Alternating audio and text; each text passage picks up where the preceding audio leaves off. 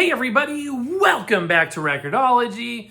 This is going to be awesome. So, I am going to show you something revolutionary in the audio community. I am going to show you how to increase the sound quality substantially of your suitcase record player or your all-in-one record player. Anything that has that cheap Chuo-Denshi ceramic cartridge using a common Q-tip. What? And some masking tape. What am I talking about? I'm going to tell you exactly what I'm talking about. Also, stay tuned to the end. I've got a special announcement, something very exclusive. And when I say exclusive, there are 4 that exist. You're not going to want to miss this.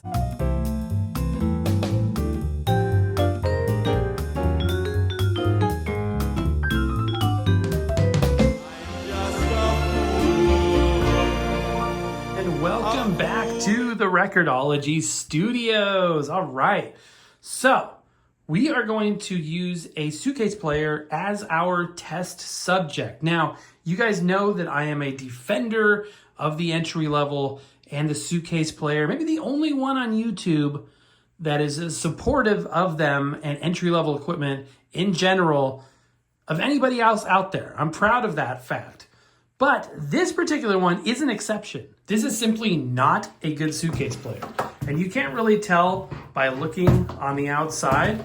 Form factor is very similar. I mean, the build quality of the unit itself isn't really bad. It's got the 2 speakers, the molded handle, the metal hardware, all that good stuff. If I open it up here, you'll probably see right away what the problem is. Can you guess the problem? No, it's not the Skywin mechanism, the plastic platter. It's none of that. Well, kind of, sort of. It's something around this general vicinity. It's this. It's not the slightly unique backside of the tone arm. It's the other side. This hideous design that ruins the whole thing. Because this tone arm is straight. That's not a problem. But the head shell should not be straight. The head shell needs to be angled in order to properly get that needle in the groove.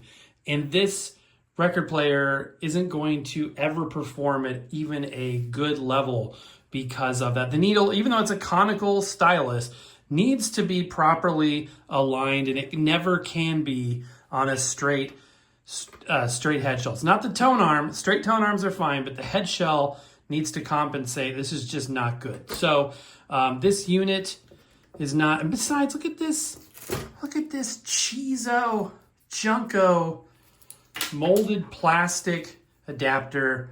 Much rather have something like this. So we'll just go ahead and put that back there. And yeah, now, the point of this video isn't the poor design of this turntable, well, indirectly so, because we are going to make this poor performing record player sound amazing. And we're gonna do that with a Q-tip. And I know you guys are like, what is he talking about? There's no way this is gonna do anything. But this actually is the hi-fi lover's secret weapon, because with the cost, what does this cost? Much less than a penny. You can turn any basic sounding record player or poor sounding record player, as the case is with this thing, into a much higher performer. Okay, before we do the installation, and I'll do a direct feed sound test for you as well. There are RCA outputs on the back. I wanted to kind of talk about the technology and how a simple Q-tip, and this isn't a special Q-tip, it's just a regular Q-tip, how that is going to do anything. So essentially, and this is something that the audiophiles keep under lock and key. This is a secret that has been actively kept from you, and I am blowing the roof off of this today. I am not going to play into this, deceit that's going on in the community. Essentially, what the Q-tip does is it optimizes the harmonic oscillation coefficient of the stylus itself. In those high fidelity inner circles, this is known as the Cotton-Tip Acoustic Phase Alignment, or CTAPA.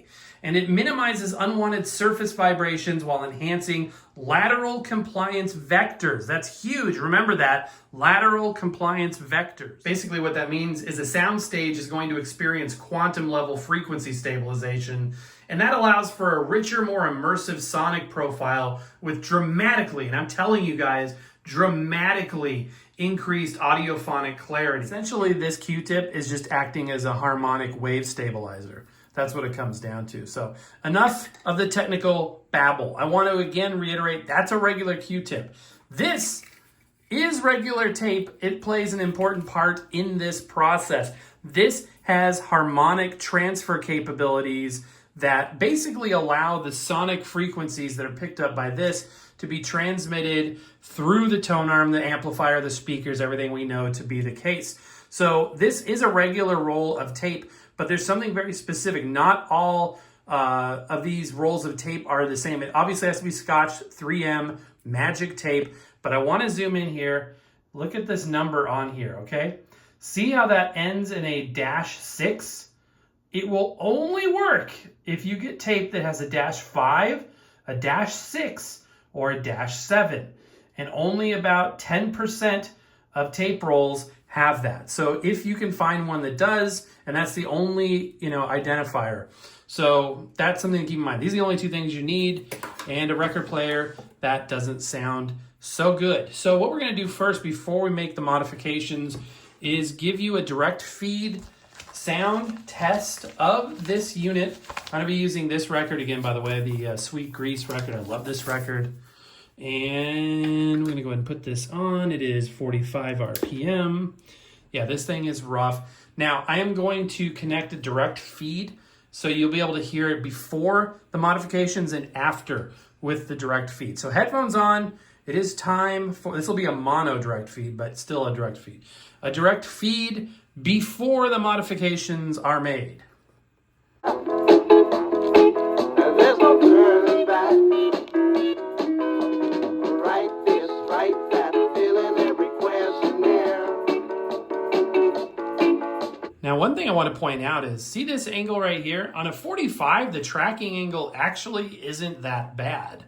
It's more of this range of the, if you had a 12-inch record, this first like 2/3 of a larger record where you've got this hideous tracking angle. But once you get on the inside area here on the 45, that's actually pretty straight on. It's still a bad design. It's still a bad design. Okay, as you could hear, it didn't sound good by any means. It's not a good sounding record player. They can't all be winners, right? All right, I'm gonna set this record aside. It's not the fault of the record.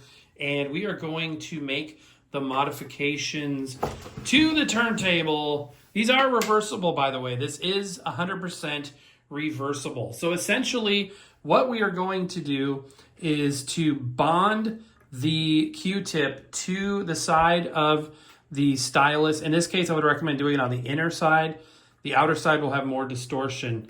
We want to avoid that harmonic distortion. So lock the tone arm in the tone arm rest, take the tape out, and you basically want about a 45-degree angle, and you need to lay the tape over the top. We're going to work on the angle a little. That's about right. And you can cover up the stylus if you need to, but you're just going to wrap it around. Now you need that one piece to hold it in place.